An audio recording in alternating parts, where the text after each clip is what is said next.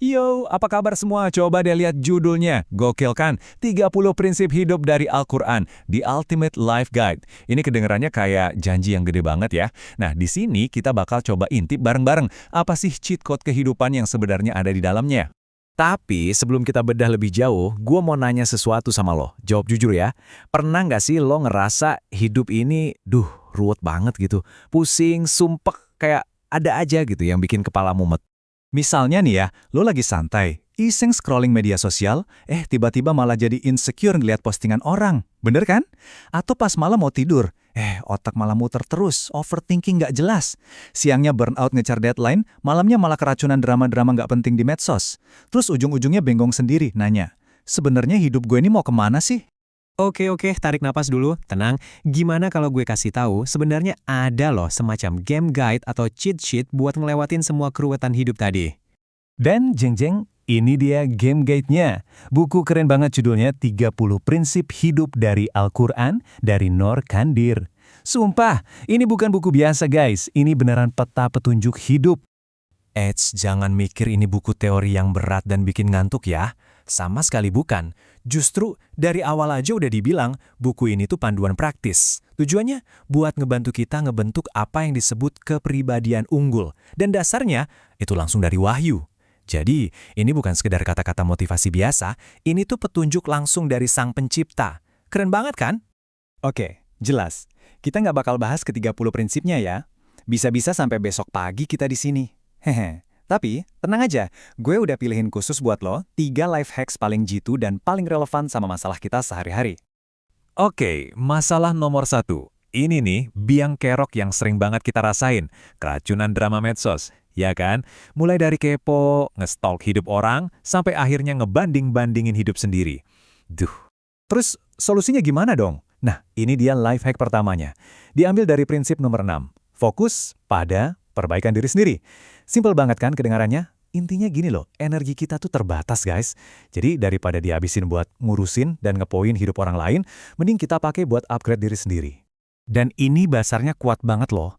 Ada di Al-Quran, surat Al-Maidah ayat 105, yang intinya tuh bilang begini, wahai orang-orang yang beriman, jagalah dirimu. Titik. Paham kan?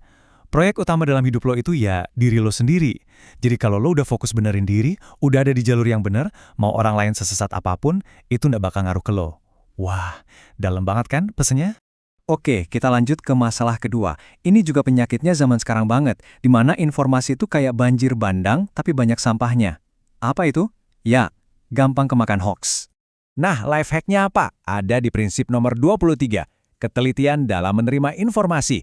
Jadi kita tuh diajak buat jadi detektif fakta, bukan cuma jadi penyebar berita katanya. Keren kan? Anggap aja ini kayak kita lagi masang antivirus paling canggih buat otak kita, biar nggak gampang kena virus misinformasi. Dan lo tahu nggak, masalah hoax ini ternyata bukan masalah baru loh. Ribuan tahun lalu, Al-Quran di surat Al-Hujurat ayat 6 udah ngingetin kita. Intinya tuh, wahai orang-orang beriman, kalau ada orang fasik bawa berita, teliti dulu kebenarannya.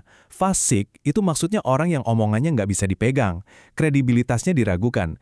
Jelas banget kan perintahnya? Saring sebelum sharing, jangan asal forward. Lanjut, yang ketiga. Ini dia nih, musuh bebuyutan kita semua pas lagi sendirian di kamar malam-malam sambil liatin langit-langit.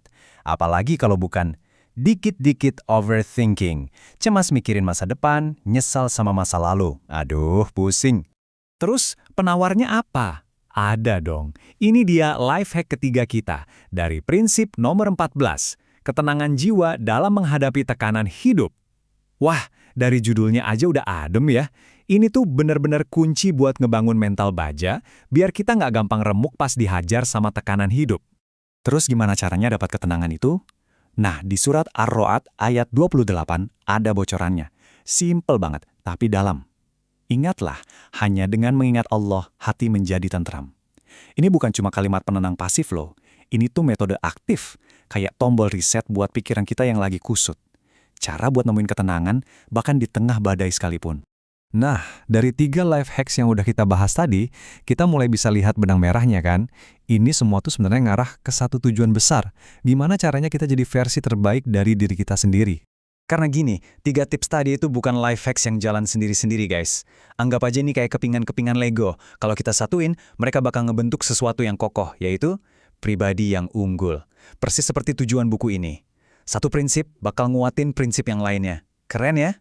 Jadi, pribadi unggul itu ternyata dibangun di atas 3 pilar utama. Coba kita lihat ya. Pertama, niat yang lurus. Ini artinya lo tahu tujuan hidup lo. Dan ini nyambung banget sama prinsip buat nyari ketenangan jiwa tadi. Kedua, mental yang kuat. Ini artinya lo nggak gampang goyang, nggak gampang baper sama drama medsos atau kemakan hoaks. Persis kan? Kayak 2 prinsip pertama yang kita bahas. Dan yang ketiga, aksi yang bermanfaat. Fokus lo itu ke hal-hal positif yang bisa bikin diri lo dan orang di sekitar lo jadi lebih baik. Oke, kita udah ngobrolin banyak hal keren barusan. Sekarang giliran lo. Pertanyaannya gua balikin ke lo dan ini bakal lebih personal. Coba deh lo pikirin baik-baik.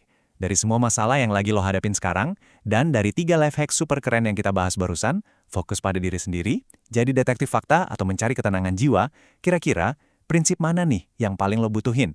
Prinsip mana yang bakal lo coba praktekin duluan buat membenahi diri? Coba deh, luangin waktu buat ngerenungin itu. Karena ingat, perubahan paling besar sekalipun selalu dimulai dari satu langkah kecil yang berani kita ambil hari ini.